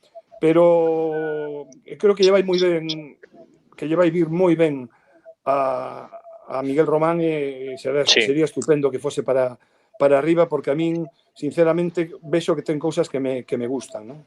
Sí. Para mí foi o mellor do Celta, o sea, con eso digo todo. Sí, seguramente sí. E xunto a Fer López, que fixeron máis, non? Sí, Vecino xa pensando na eliminatoria europea, vai facer falta un tipo que xogou xa moitos partidos en Champions, outro tipo de competición, porque pese a que claro que é o mesmo deporte, pero bueno, temos que vernos ali en Grecia sufrindo como imos a sufrir os primeiros 30 minutos que vamos, o estadio vai estar encima, a ver quen pide o balón, a ver quen corta, a ver quen baixa o ritmo do xogo cando hai que baixalo, a ver quen perde tempo cando o equipo rivalmente, sabes? É que é unha peza necesaria, pero como decía antes, eu levo moito tempo sen ver a Matías Vecino e tampouco sei exactamente que estamos fichando, pero bueno, xerarquía e kilos, importante, kilos tamén no medio campo, porque é un xogador físico, era un perfil interesante, un perfil que ten moita cabida neste plantel. E un pouco polo que di Víctor LV, que son bastante de acordo con cousas que di, teño que dicir que, efectivamente, Miguel Román e Fer López para mí foron os que moveron o equipo fundamentalmente. Pero tamén eu notei que na segunda parte Fer López veio bastante abaixo. Quizás que físicamente, claro, sentaron a mellor, non había que sentalo ou sí, non sei, sabe moito máis Claudio Giraldez, pero evidente que tamén baixara moitísimo as súas contraprestacións na segunda parte. Xa non se lle vía como no primeiro tempo que asumía el o rol de levar o equipo para adiante, de levantar a cabeza, de mover un pouco a situación, non? Creo que iso sí creo que se notou bastante, pero bueno. E aún así, la segunda parte de algún pase que da gusto verlo. Sí, foi do mellor. Tamén pensar que viña de xogar moi pouquiño na Premier e o ritmo de partidos vai no ir collendo agora. Pois sí. Pero pese a todo... Sí, perdona, pese a todo, eu vexo unha progresión en Fer. O sea, tivo que estar entrenando, non sei se físicamente ou se técnicamente, pero vexo un Fer López mellor que son 3 partidos. Mucho más regular. Físicamente... E máis seguro, además. Sí. Físicamente fixo algún tipo de traballo como os que soen facer na Premier, porque ten as pernas un pouco máis robustas. Máis potente, verdad? Máis potente, claro. Eu dixo que nos choques sae co balón gañado moitísimas máis veces do que o facía aquí en Vigo antes. Pois sí. Eu recordo cando saí o campo en Vigo a primeira vez e tal, víase un xogador relativamente endeble, a ver, con moita calidade e tal e cual, pero faltáballe potencia, non? En cambio agora, acabo de velo, o vino outro día en vivo, ademais, que se ve moi ben, E realmente a min encantoume porque creo que ten unha potencia que antes non tiña, non? E creo que eso é traballo do fútbol inglés. Dame impresión a mí. Sí. Bueno, pois imos coas puntuacións. Eu prometo que esta semana traballarei en poñer a día as clasificacións. Así que, bueno, pois todos os que estean a escoitar o programa en directo ou en diferido que deixen pola parte dos comentarios os seus puntos. Bueno, pois tamén vos agora, a ver quen quere comezar. Me comezo eu porque non vou dar os 3. Para mí non hubo 3 bons xogadores día, hubo 2 nada máis. Por conseguinte, 3 puntos para Miguel Román e 1 punto para Fer. Será un... vale. Para Fer Rodríguez non é, para Fer López. Non para Fer R, senón para Fer R. Pero non le das 5 a Fer López. No, 3 e 1. Vale. Ten que facer un pouco máis. Porque considera que non foi un partido para 5, non? Para mí non. Para mí non. Bueno, yo voy a darle 1 punto a Willer Swedberg, 3 puntos a Miguel Román y 5 a Fer López. 1 para Williot, 3 para Román e 5 a Fer López. Moi ben. Canto xogou? Que non lembro ben o partido de Swedberg. Canto xogou? 30 minutiños ou unha cousa así, non? Pues non sei, pero sí, si era Dos primeiros cambios que se Primeiros fixeron. cambios. Xogou máis ou menos 20 e tantos, 30 minutos. Sí.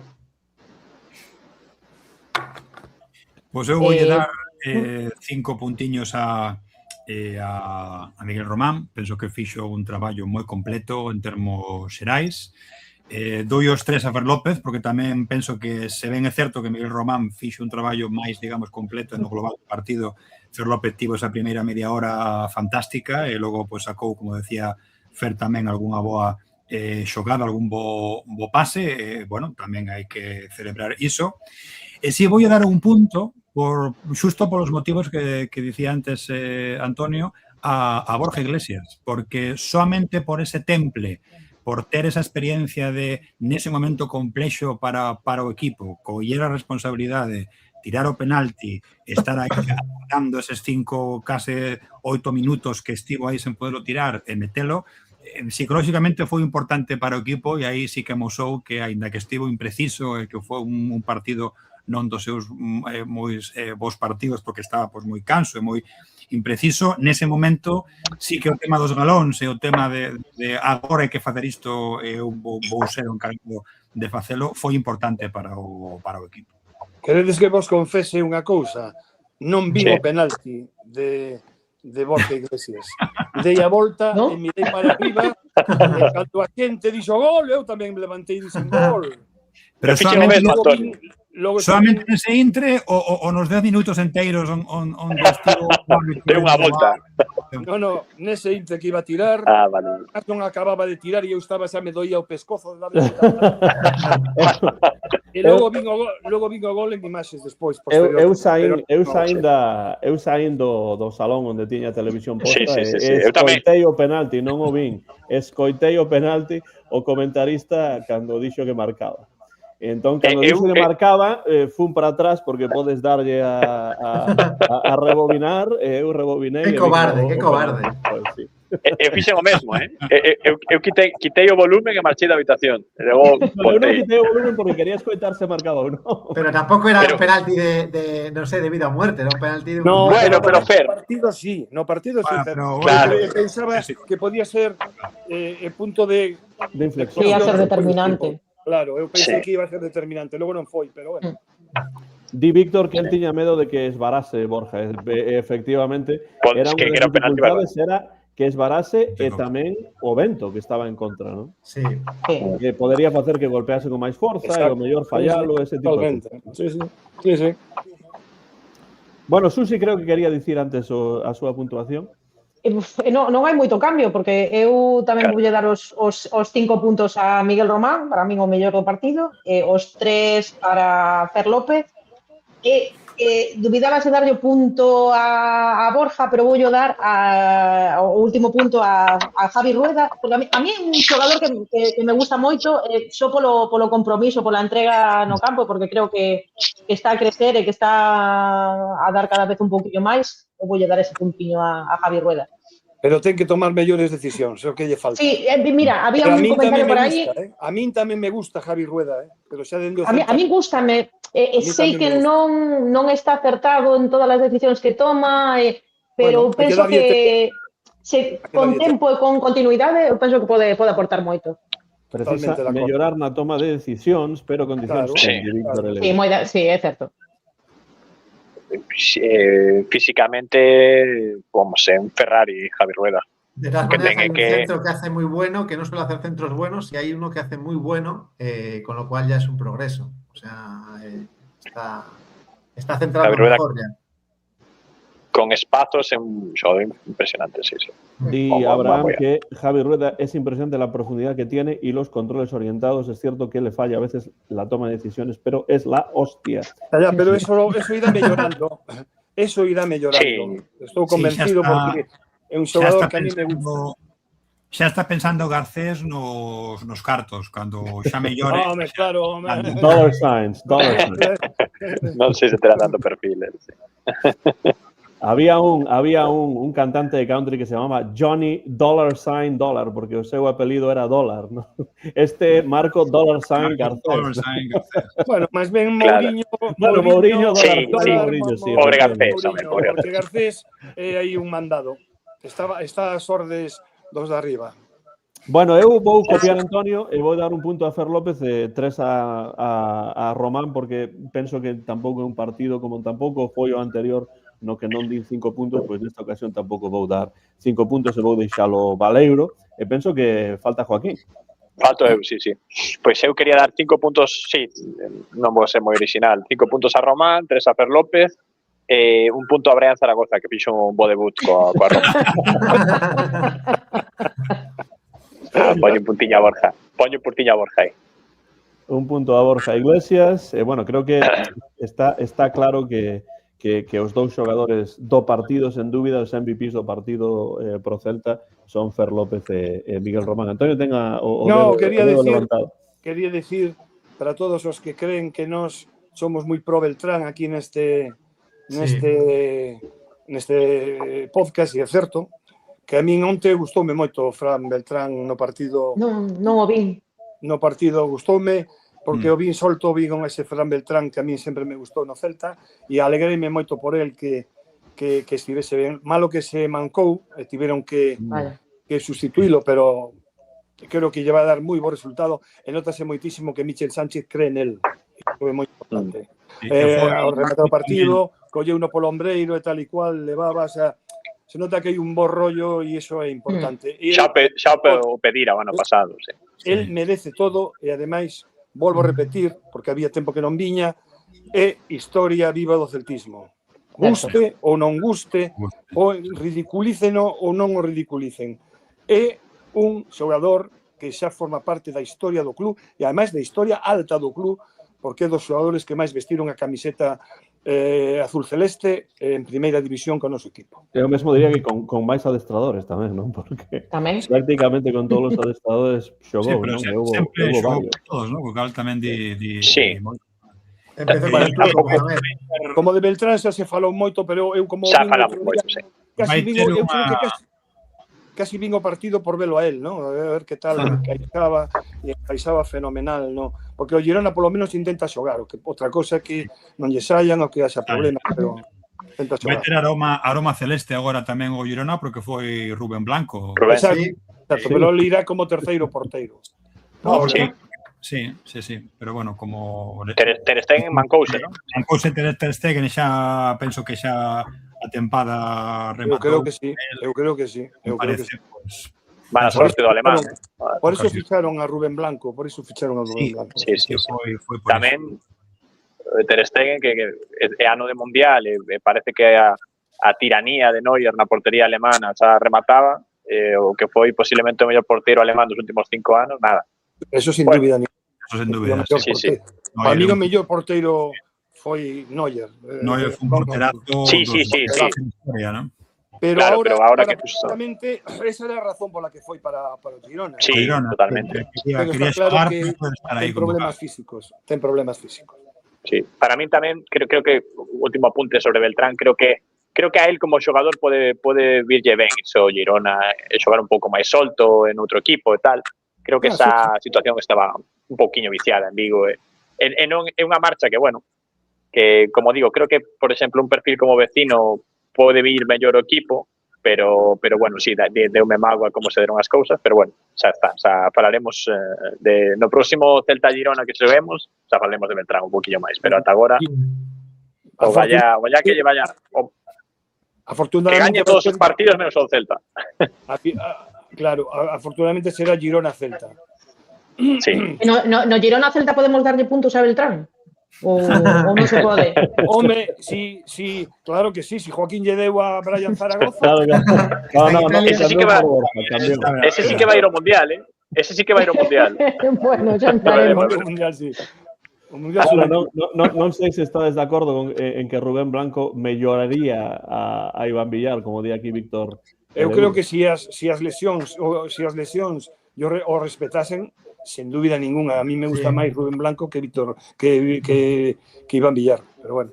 Foi un partido de bastante máis prestacións do que foi Iván Villar. De feito, agora, pues, a ver, tivo sorte porque onde foi, tampouco xugou moito por condicións, pero era un portero que tiña boas condicións para estar así. Segundo porteiro, eu estaría máis tranquilo, ¿no? Tendo alguén como Rubén Blanco. Segundo, tamén. Sí, hagas as lesións, evidentemente. Sí, estou de acordo. Ninguén está ali. Pero nun rol de segundo porteiro tal, podría cumplir. Creo que non marchou demasiado ben co club, pero non sei. O problema foron as lesións. Sí. Físicamente non tivo sorte nese sentido. Despois de 23 partidos, o Celta está na sétima posición con 33 puntos e o vindeiro partido, do que imos falar xa, que vai chegar ben a xiña, porque é o sábado ás 2 da tarde, sábado 2 da tarde con as 7 da mañá aquí nos Estados Unidos, na parte central dos Estados Unidos, entón toca 1-0 para o Español. Erguerse, bueno, eu xa o digo por adiantado para que non me colla ninguén. Bueno, pois vou anotalo, xa que o di Antonio, pois vou anotalo. Está prouso Español, Antonio. Quen marca, Antonio? Que marca? En español? No. Claro, un 0. Non marca ninguén. Non estou a pensar. Bueno, está feito en propia porta. No. Español Celta, Si queres, marco su propia. No. Está mudo, marca, está mudo. Muy bueno, está mudo. O porteiro é Tommy Encono, ¿no? Bueno. Encono, sí. Eu estaba máis a pensar en Encono que en Tamudo. Bueno, Español Celta, entón Antonio di 1-0, así que pues non hai gol. Bueno, Celta, eu digo en plan broma, pero vai ser un partido moi complicado. Sí. Español neste momento está atravesando un bache profundo. Onte levou 4 encima. Teño que decir sinceramente que é un equipo complicado e que Manolo González lle ten tomado totalmente a medida ao noso Claudio. Espero que Claudio estes días estea vendo a posibilidade de desactivar ese xogo. Meteu a pata cando dixo aquilo de que el nunca plantearía os partidos así, etc. Non estuvo moi brillante ese día. Porque, claro, perdeu como perdeu, sí, con o gol final de Kiko García, e creo que vai ser moi difícil. Español vai sair a morder. Vai ser un partido moi quente, moi quente. Moi quente, moi tenso, moi duro. A única vantaxe é o que dicía Antonio, ¿no? Que a única vantaxe que ten o Español ven nunha dinámica un pouco de baixón, un pouco de crise, que pode ser o único momento onde Iván de la Peña, si está vale. O pequeno Buda, sí. Onde o mellor pues, podemos facer iso, ¿no? Pero claro, vai depender moito do que plantexe Claudio, porque é verdade que tácticamente todo agora pues sempre lle gañou a partida bueno, agora pues ten algunha peza un pouco distinta para facer algo diferente e tamén aproveitar pues ese momento, ¿no? de pequena febleza que ten o Español, non? Pero a ver, van ser chispas un partido quente. Temos rivalidade entre Claudio e Manolo, temos rivalidade entre Pere Milla e Iago Aspas, temos rivalidade tamén con Pere Milla e un par de xogadores do ex do Depor por ali. vai ser un partido quente, o Español é un equipo que eu o último partido que vin deles, que foi posiblemente o último que xogaron o nivel da primeira volta, foi o partido contra o Barça, ali en Cornellá. 0-2 palmaron, pero xogaron un partido excelente contra o Barça. Bueno, sabes que todavía hay una rivalidade brutal, Brutal. E ademais xogan coa raiva e co enfado do acomplexado, non? Que se me entenda por do segundón, e xogaron con moito orgullo e xogaron un partidazo contra o Barça que mereceron empatar. Pero bueno, van xogar, se xogan así de intensos e así de forte, vai ser un partido complicadísimo para o Celta. Se polo que sexa o equipo, non estou vendo os partidos do Español últimamente, pero parece que está, pois eso, caindo en picado, ou un pouco, pois eso, a regresión á media que é normal nun equipo como Español que está en postos Champions. Pois vai ser un partido que vai decidir, vai marcar moito a loita europea do Celta, Se perdemos, cuidado. Tamén é certo que di aí Víctor, ¿no? Que claro, temos que aproveitar que les chegan como chegan, pero que nós tamén andamos aí nos momentos onde... chegan peoreles, chegan peoreles. Sí, para mí nos chegamos peor de resultados que de show. Pero que cheguen peoreles xogan na casa, ¿no? Claro. Será un partido entre dous equipos que pues están a puntuar por riba das súas posibilidades os dous, non? Entón, pois é unha situación na que se atopan os dous que, dende o punto de vista do xogo, quizáis non sexa unha maravilla, pero dende o punto de vista dos puntos, pois sí que está por riba do que eu polo menos agardaba tanto do Español como a do Celta, non? Entón é un partido que, como dicides, pode marcar bastante o futuro do Celta nesa posibilidade de estar, como dicía antes Jorge, na pomada e de poder estar aí a tiro de Europa. Vou dicir un poquinho que neste partido se estea a pensar na eliminatoria europea da semana que ven. Claro, sí, iso quería apuntarlo tamén. Eu espero que non, porque quedan días, realmente hai tempo de sobra, eu non especularía con guardar nada, eu xogaría contra o Español para gañar o partido, para ter os puntos, para sacar o mellor que temos e non especular nada, non? Xa vimos o que pasou contra o Ludo Goretz, non? O mellor que digo é unha butad, pero a min dame a impresión que é a última oportunidade que ten o Celta de acceder ao sexto posto. Bueno, non sei. O Español gaña, xa nos quita 4 puntos. Pero queda moito. Claro, que é un enfrontamento directo, claro. Pero é directo, aparte de eso. E logo a Real Sociedade que ven de atrás, ben moi forte. Eu creo que é a oportunidade do Celta dar o puñetazo en riba da mesa e dicir, aínda queremos estar aquí e tal. Senón, eu penso que as cousas poden ir mal, porque o lenda por riba despois, como di Jorge, ven a eliminatoria Copa AOC, logo ven o Mallorca que non che vai regalar nada, despois o partido de volta a Copa AOC. É que é un calendario complicado. Se veñen 2 semanas. É unha mágoa que non conseguiramos gañar contra o Osasuna ou rascar algo en... O Xetafe, hombre, o Xetafe. Claro, o Xetafe, que eso é o que falamos. Sí, rascamos un puntiño e tal, tamén. Ou en Anoeta contra 10. Ter rascado algún punto máis era un pouco importante, ¿no? Pero bueno. Contra Real, o importante era que eles non recortaran 3, era importante. Pero bueno. Eso que comentou Jorge era unha das miñas preguntas. Pensades que a eliminatoria europea vai ter incidencia neste partido? Se imos tratar de nadar e guardar a roupa para un partido que ven despois entre semana? Yo creo que va a hacer un equilibrio. Va a hacer una rotación al 50% en los dos partidos, creo. Sí. Pode ser, pero... tamén, porque tampouco temos para facer moita rotación. Para mí pode ser rotar en todo, menos en defensa. Eso vai quizáis marque, porque non creo que se atreva a poñer a quen vai poñer a Aidú contra o Español, que non sei. Pero ese parte do problema, Joaquín, do que vimos nestes últimos partidos, sobre todo fronte a Osasuna, que todos estes xogadores que están a acumular moitos minutos en defensa, pois están a ter problemas para aguantar. Esa falta de recambios, penso que nestes momentos da tempada hace notar máis, ¿no? que noutros intres, sobre todo cando temos varios partidos seguidos con un par de semanas aí con partidos entre semana, ¿no? Para mí o máis perigoso iso é a zaga defensiva.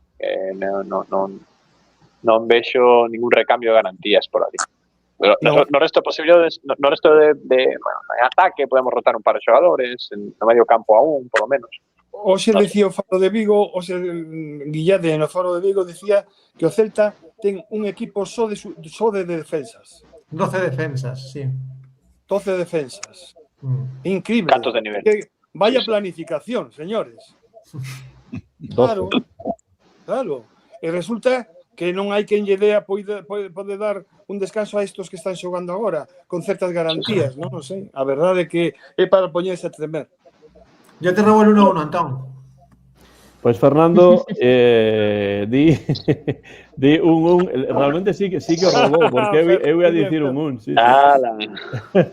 Quen marca, Fer? Abdelawi.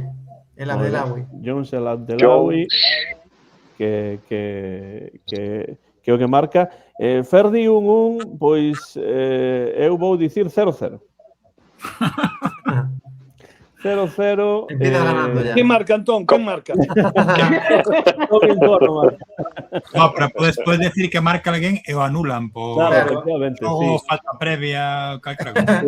Por 1 centímetro, 1 milímetro de bota, non? Aí. Estamos bar.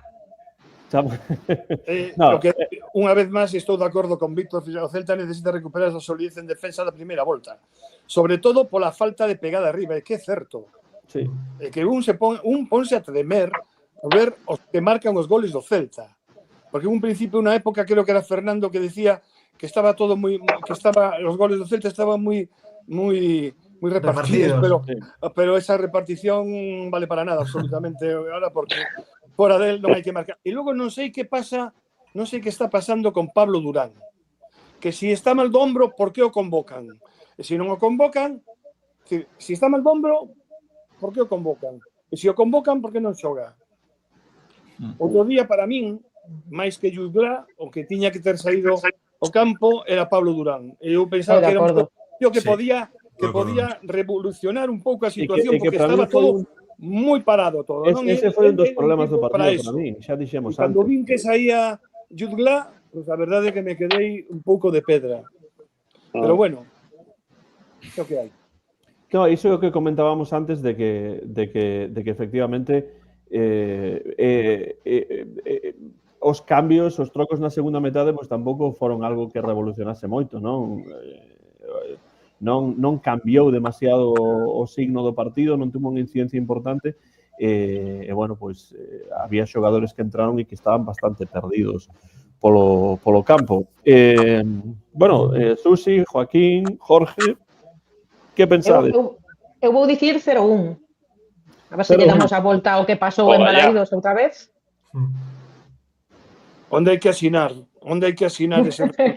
eu asinaba esa mesmo. 0-1 e gol de Aspas. Por ese pique que comentaba antes Joaquín, a ver se sai gallando Aspas.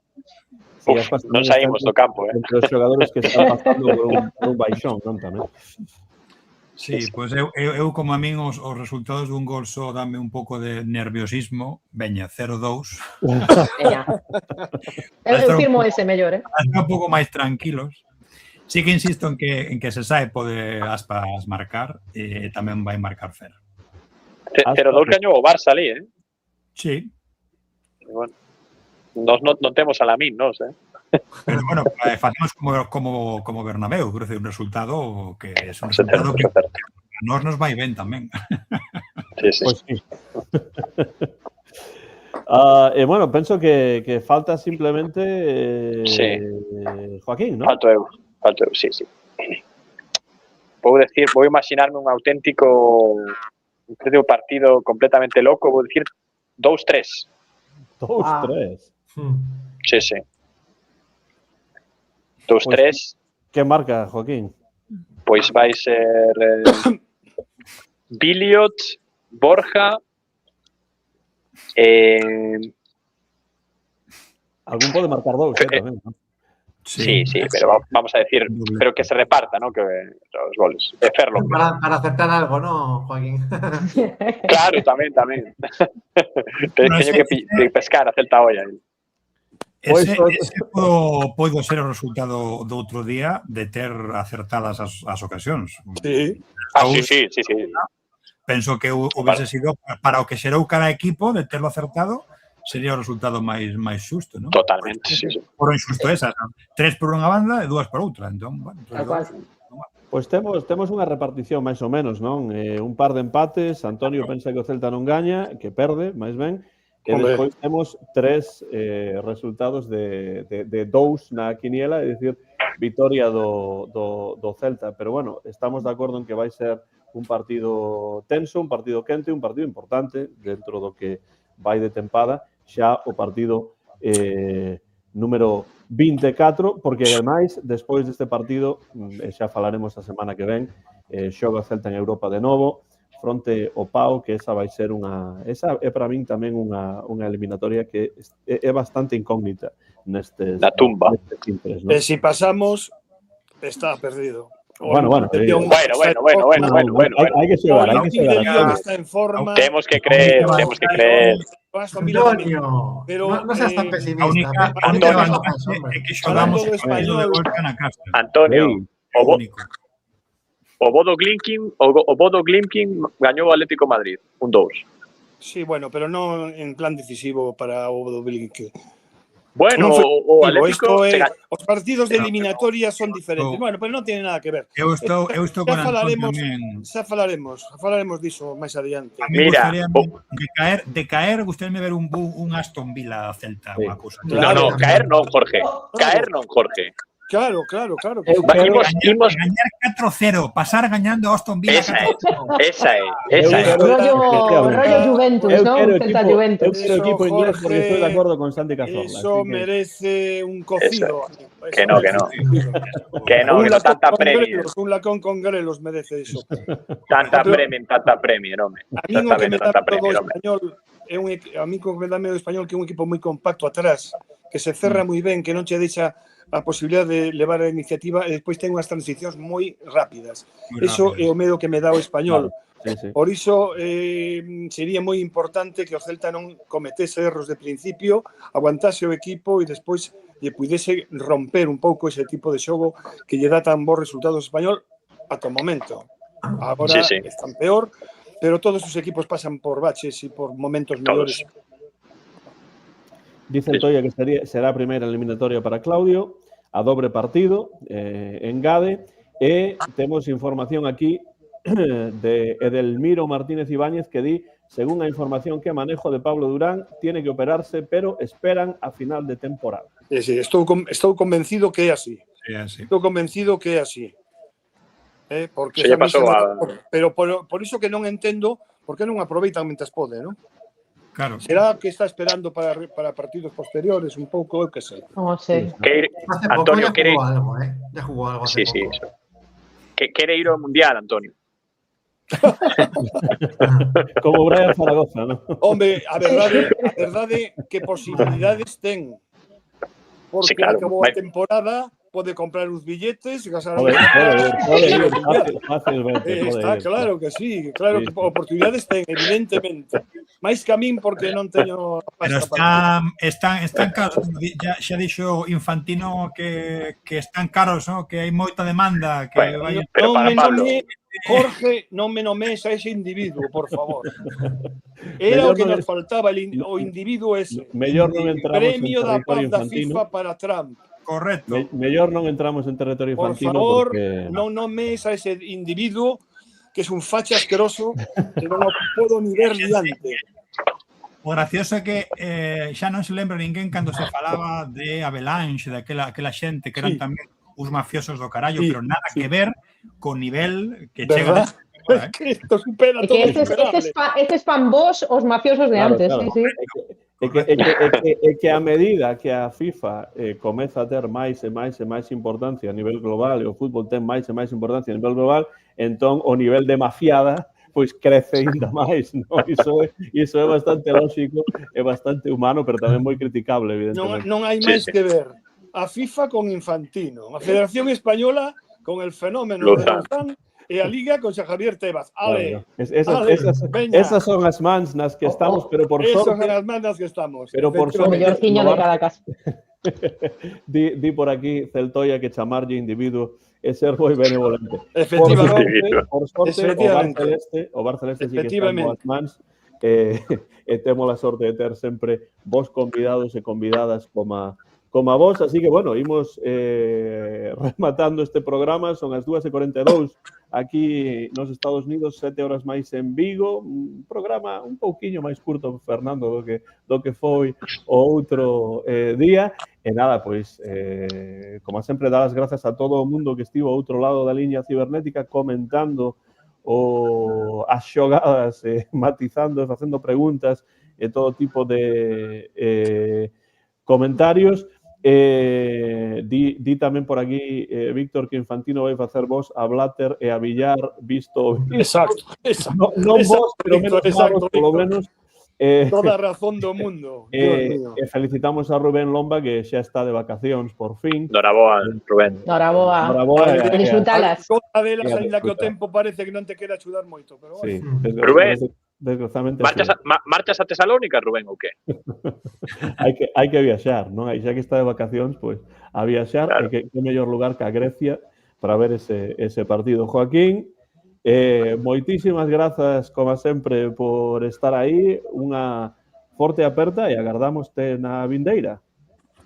Unha aperta. Próximo martes, mesma hora, falaremos da victoria contra o Español e de como imos o plan para arrasar a mentira da Premier League comeza a partir do próximo xoves. Susi, un placer terte por aquí tamén, e non sei se estiveches no partido das Celtas ou non. Non estiven porque eu estaba un pouco agripallada e o tempo non foi tan malo como venres en Balaídos, pero mirei por YouTube que a retransmisión bastante mellores que na plataforma esa G360 que tiñan antes, a verdad, moito mellores. Foi unha mágoa porque empataron a uns ao final contra as últimas clasificadas. Era unha pena porque perdeu a Real Sociedade, que era como enfrontamento directo pola segunda praza, e a semana que ven xogamos fora contra Real. Entón, bueno, podía ser aí, se gañamos a semana que ven, podía ser un colchonciño aí para afianzarnos na segunda praza. Eu penso que non se cree moito nese proxecto, a verdade. Bueno, ese sería un debate para facer un día, quizás, a remate de... Pues para non creerse mucho el proyecto ya se subió el primer año. Estamos en postos de ascenso agora mesmo. O niveliño en terceira federación é penoso, Bueno, tomo nota dese debate para es que eu estou bastante defraudado. Eu apunto o meu debate. Porque dentro da avaliación da tempada haberá que falar tamén diso, porque forma parte do organigrama. E temos a especialista que é Susi. Bueno, tampouco especialista, non gustaríame ir a máis partidos. En fútbol feminino. Antonio, díxome Marián que imos a vender a Miguel Román e imos a fichar a Alexia Putellas. Alexia Putellas. Vale. Sí. No, por Víctor, pero por Miguel Román non fala con ela, que por Miguel Román non. Vale. Miguel que veña Alexia, pero que quede Miguel. Claro, por outro. Bueno, agardamos que a semana que ven se podes, Susi, que gañen as Celtas, por suposto. Sí, vémonos o martes que ven, como dijo aquí, con victoria do Celta, esperemos. Bueno, unha aperta a todos, encantada de estar con vosco. Jorge, xa de volta as clases, de todo iso, que todo vaya ben esta semana, e que voltemos con 3 puntos de Barcelona. Grazas por estar aquí. Grazas a vos, sí, o gallá sexa así, podemos falar a semana que ven no martes de Entroido, a ver se podemos falar e festexar unha victoria do Celta.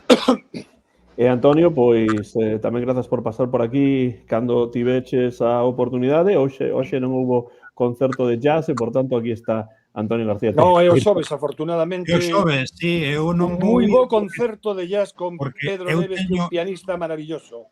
Teño clase xusto de 6 a 8, entón non chego a tempo. Cago en 10, que pena. Non che dá tempo por pouco. Por pouco non che dá tempo, Jorge. Maravilloso, además é un quinteto. Sí. E un tío boísimo, presentan un novo disco. O disco, sí. A verdade é que é unha gozada, eu xa teño as entradas porque non penso perder ningún que mentres poida. Logo, cando se teña que viaxar, é outra historia. Pero bueno, nada, un placer, Antón, e a gusto tamén esta xente que nos segue, xente maravillosa, como Víctor, Rubén Lomba, Canalla Rubens, non sei, dá gusto, e vamos, que é un placer. Só a música pode apartarme de estar aquí cando poida. Bueno, pues a ver se a música non coincide e así pois podemos terte dentro dun par de semanas porque sabemos que os partidos de fora Antonio non os ve, Fernando. Calquera día me dá toleirade e volvo a ver outro partido. Pero...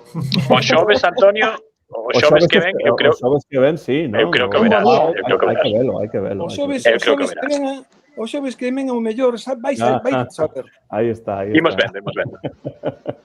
Fernando, como sempre, grazas por estar aí e lembra onde podemos escoitar e ver o Barceleste. Pues gracias, Antón, gracias a todos por estar como siempre aquí y bueno, pues nos pueden ver en YouTube, en Spotify, en Facebook y en Instagram. Pueden ahí ver el enlace y trasladarse al audio de Spotify.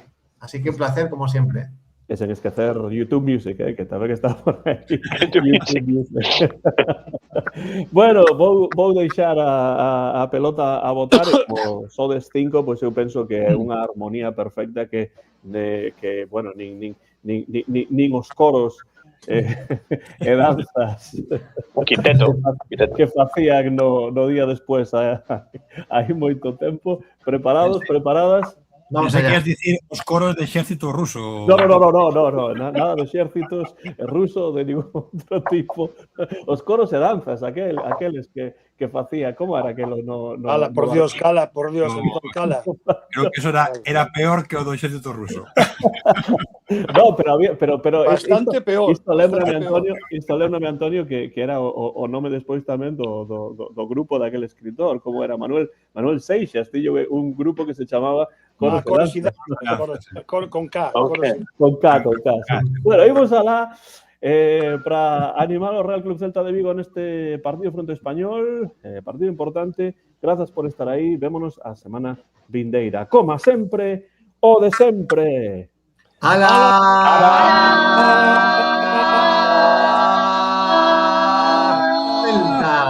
¡Celta!